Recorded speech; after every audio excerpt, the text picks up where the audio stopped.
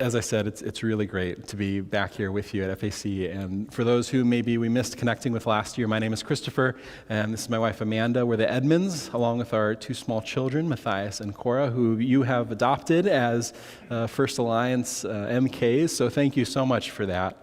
I think I have a remote in my pocket. Look at that. We are, as Pastor Josh said, serving at Bongolo Hospital in Gabon, which, just a quick refresher here, is located on the west coast of Africa, right on the equator. So it's very hot and sweaty. And we serve at Bongolo Hospital specifically. This is what it looks like from the air. It's a pretty large 158-bed medical and training facility that is run by the Gabonese Christian Missionary Alliance Church and supported by the U.S. Christian Missionary Alliance. This is what it looks like on the ground, so it doesn't look quite like a hospital does here. It's all open air, other than just the patient's rooms and the particular rooms where treatment is given. All the hallways are all open air. That's what it looks like. I am not medically trained, so my interests are more kind of in the tech side of things. So my role at Bongolo is pretty generalized tech support. So I help our missionary teammates with their computer issues, phone issues, tablet issues, the same for hospital employees across the hospital. And then more recently, I've been moving into, branching into some biomedical device troubleshooting and repair, which I am completely unqualified for. We were talking about this a little earlier this morning. But, you know, if someone says, hey, the such and such is not working, and I have no idea what a such and such is, and I think, well, if it's not working when I get there, then worst that can happen is it's still not working when I leave, right? So I've taken a stab at repairing devices like this. This is called an edger, which is not, as I initially thought, a machine used for landscaping.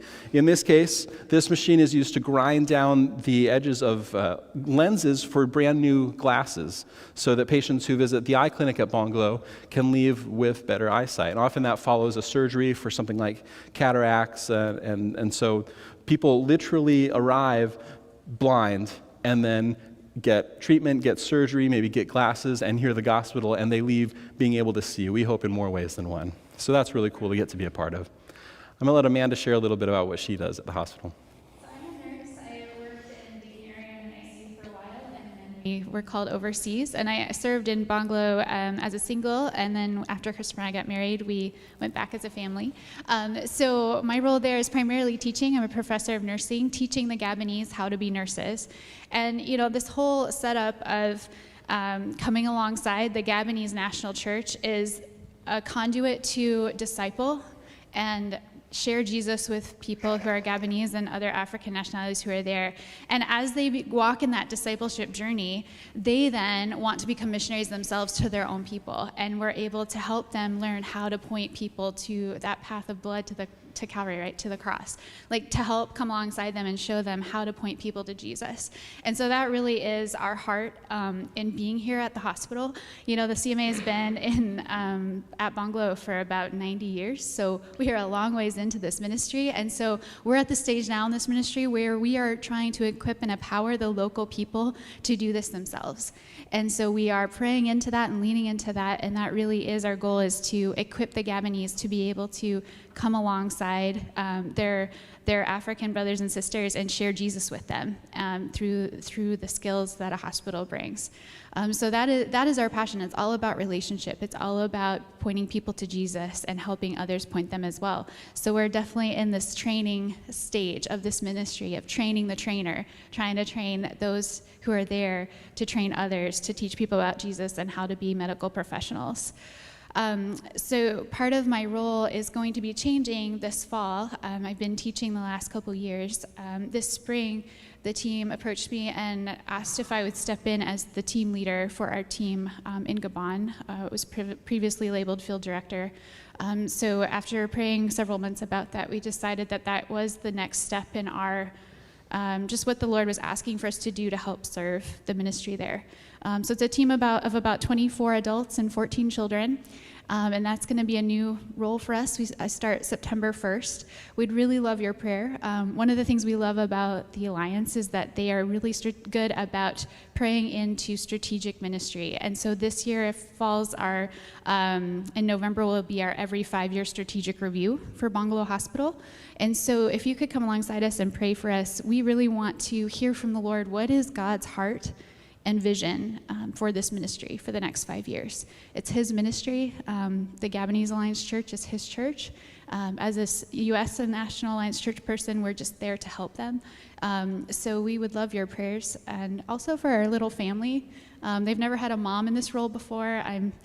We talk about feeling God choosing, ill-equipped, unqualified people to step into roles. Definitely feeling that. We start September 1st, so it's coming up. Would love your prayers to come alongside our little family as we adjust to this. Last summer, I just felt really led to pick up this print to bring back with us, and it's hung on our wall all year, but it says, the most important work you'll ever do is within the walls of your home.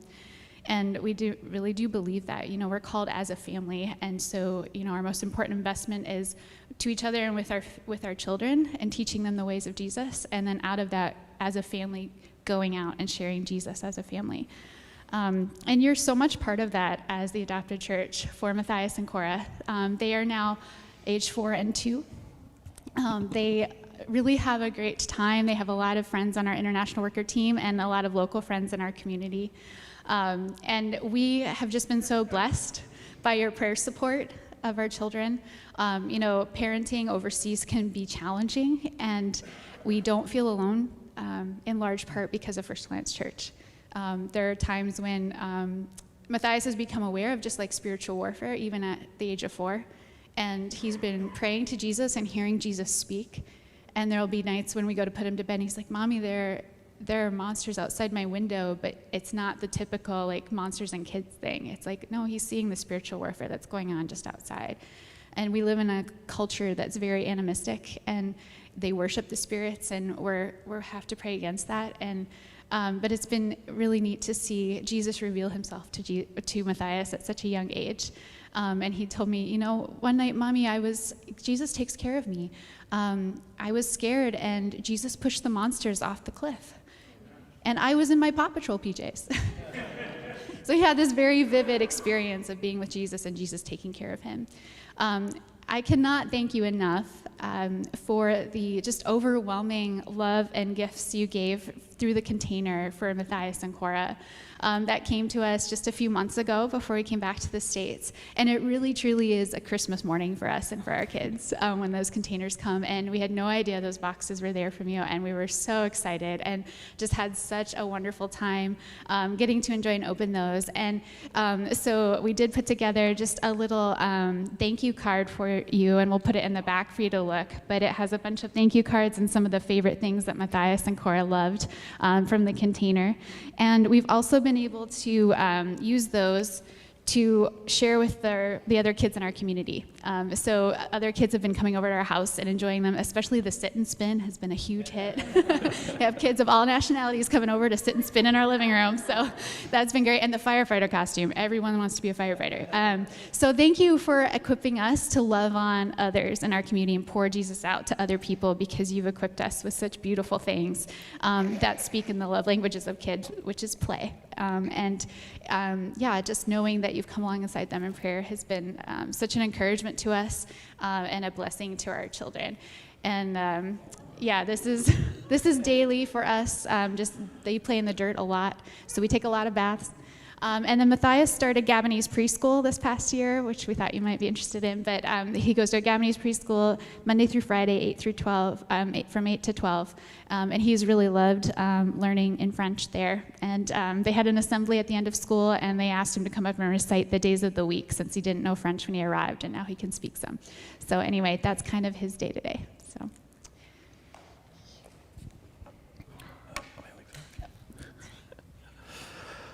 So it's great to get to, just great to get to just kind of update you on how the kids are doing and just some of what we're doing at Bungalow.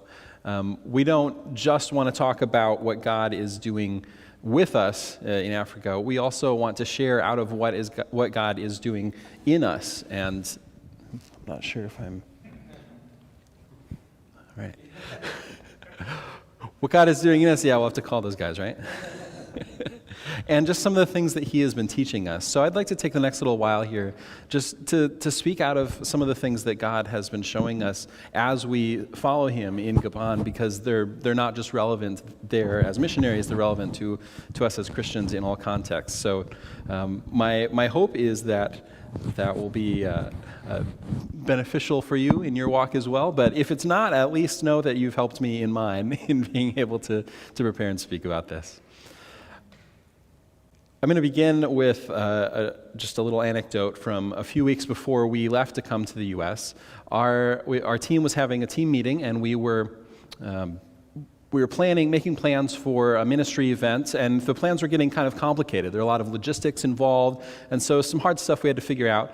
And one of my teammates said, well, maybe Jesus will come back before then, and then we won't have to worry about any of this. Which was said, half jokingly, but I realized that I had this immediate internal response where I thought, oh goodness, I hope not. I'm not ready for that. Which, if you think about it, is kind of an odd response to have as a Christian, let alone as a missionary, right? Like, I'm not ready for Jesus to come back. So in thinking about why that was and where that's coming from, I realized the reason I don't feel ready for Jesus to come back is that I feel like I have too much to do. I have too many unfinished projects, too many unrealized dreams, too many outstanding goals and assignments. If Jesus comes back between now and our event, they're not going to be done. I'm not going to be ready. So continuing to think about this and just to process and prayerfully consider these reactions I'm having, I go on to realize if my focus were on doing only the things that come from the Lord and in only the way the Lord directs, then Christ's imminent return would not represent this premature deadline or a cessation of unfinished things. It would represent the completion and fulfillment of all my work. So what does it mean that that's not how it feels to me? So this is what I'd like to dig into a little bit today. And Psalm 46 has something relevant for us here. I'm going to put the text on the screen, and I'm going to read it. Feel free to follow along either on screen or in your own translation, and we'll go from there. So I'm reading from the NASB, Psalm 46. God is our refuge and strength, a very present help in trouble. Therefore, we will not fear, though the earth should change, and though the mountains slip into the heart of the sea, though its waters roar and foam, though the mountains quake at its swelling pride. There is a river whose streams make glad the city of God, the holy dwelling places of the Most High. God is in the midst of her. She will not be moved. God will help her when morning dawns. The nations made an uproar. The kingdoms tottered. He raised his voice. The earth melted. The Lord of hosts is with us. The God of Jacob is our stronghold. Come, behold the works of the Lord, who has wrought desolations in the earth. He makes wars to cease to the end of the earth.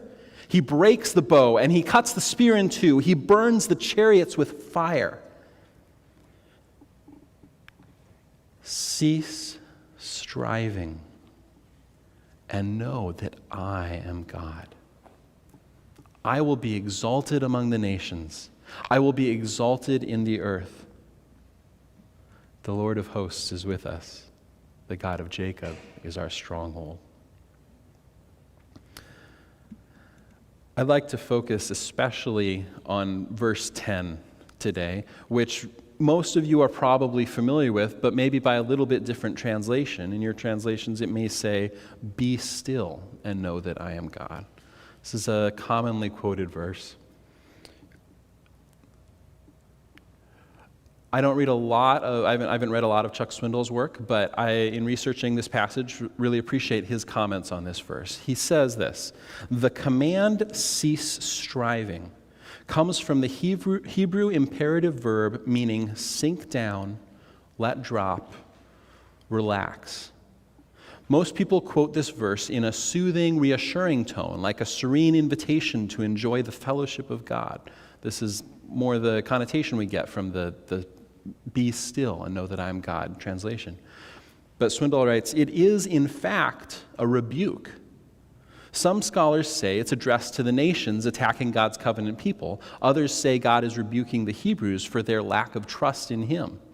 It's most likely both.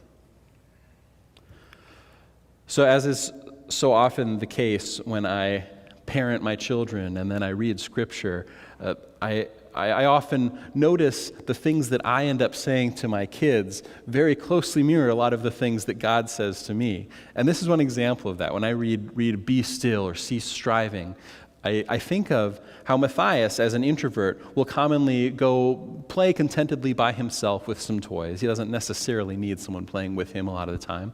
And Cora, who is much less an introvert, will get bored, and so she'll go try to make things interesting. And the way that she does that is she will pick that one key toy that's like the most important piece of the whole thing Matthias is doing, and she will take it and run as fast as she can. So, of course, Matthias's voice will jump up 2 octaves in pitch and 10 decibels in volume, and he'll be squealing, and that's where I enter, and I say, what is going on? And he'll say, Cora took my red truck. And I'll say, okay, it's all right. I will take care of it. I'll get your red truck. And so I'll call Cora over, and as I'm in the middle of telling her how she needs to give the truck back to Matthias and how she should not take his toys, Matthias will start reaching for the truck, and Cora will hold it away from him, and he'll start squealing all over again, right in the middle of me talking to Cora. And I will look at him and I'll say, dude, I am dealing with this on your behalf. Do you not have faith that I, as your father, have the power to retrieve your red truck from your 2-year-old sister? Don't you trust me? Be still and know that I am Dad. This is how I feel. And this is very similar to what God tells us in this verse. And to me, the NASB has the grown-up version of this. Cease striving. Sink down. Let drop. Relax. So what does this mean? We'll start by talking about what it does not mean to say cease striving. What God is not telling us here is to do nothing, to be lazy, or to abandon all planning, goal setting, or intentionality. That's not what's going on here. So what is it? Cease striving is about surrender. It's about relinquishing control. It's about realizing and acknowledging when we have crept from the role of follower in our own lives and pursuits into the role of being our own leader. Now, when we look at this list, surrender, relinquish control, following rather than leading, these are not exactly strengths for us as Americans. Living overseas, it's really easy to see, from an American standpoint, when we looked at other cultures, to see what the ways are that the enemy ensnares people from other cultures and prevents them from walking closely with the Lord, Christians and non-Christians alike. And then sometimes after living overseas for a while and looking back at our own culture as Americans, we begin to notice a few things that are that for us, even though it's harder for us to see those as Americans. But these things, Americans we're very strong and independent. We're a very busy, independent people, and these can be strengths. We share these things as Americans. But as Christians, we also need to realize that there are some spiritual vulnerabilities for us here. There are some things we have to watch out for.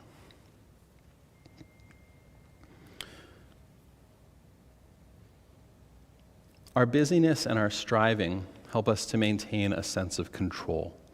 I'm speaking to myself here as much as I am to any of you. I like snow skiing, I like water skiing, I like four-wheeling, I like biking on and off-road, I like ice skating, I like roller skating. I like going fast, but I hate roller coasters.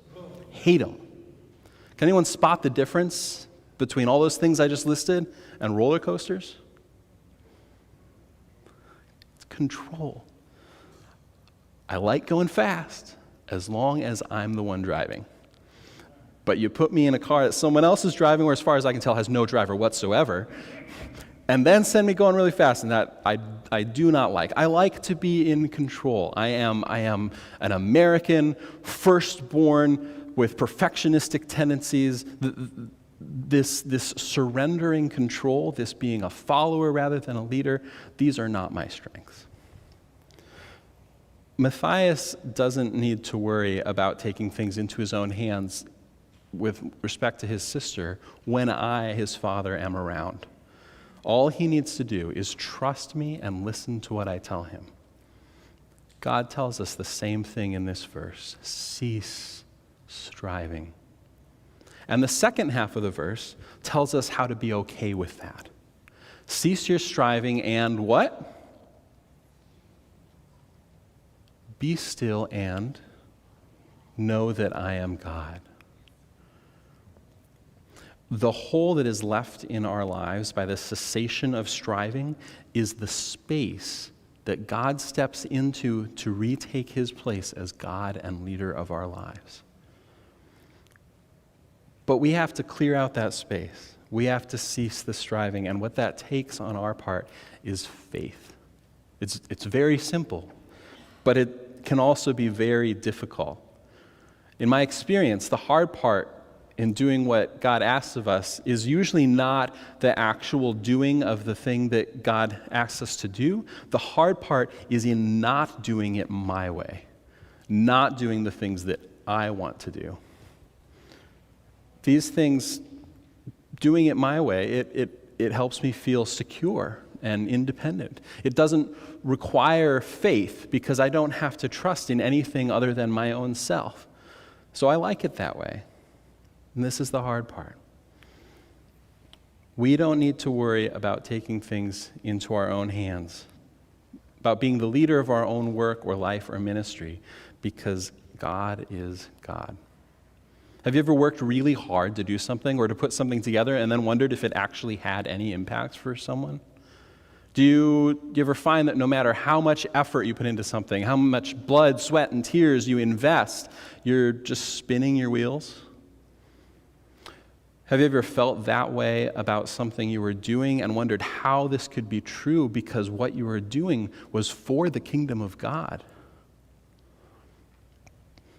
If you desire to live a life lived for Jesus, if you desire to contribute something of eternal significance, if you desire to do something for the kingdom, then the answer is not in your striving.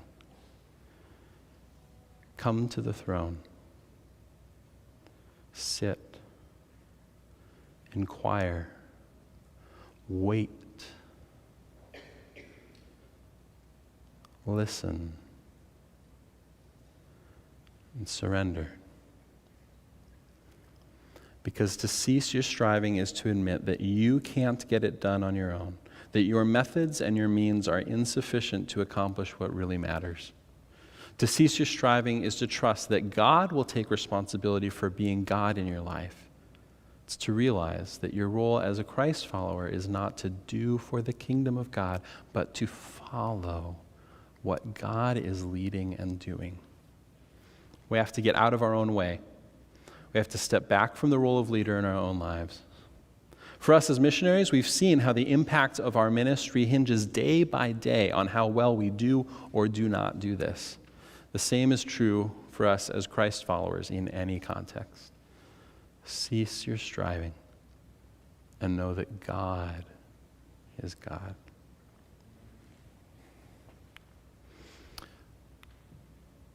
Thanks so much for the opportunity to share with you this morning. If you'd like to connect with us further or learn more about our ministry, we have a website, www.surrenderandfollow.com. And you can email us directly at edmans@surrenderandfollow.com.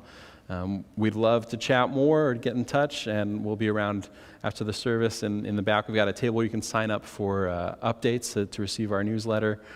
We'd love to connect with you, but thank you so much for allowing us to be here with you. It's really been a pleasure.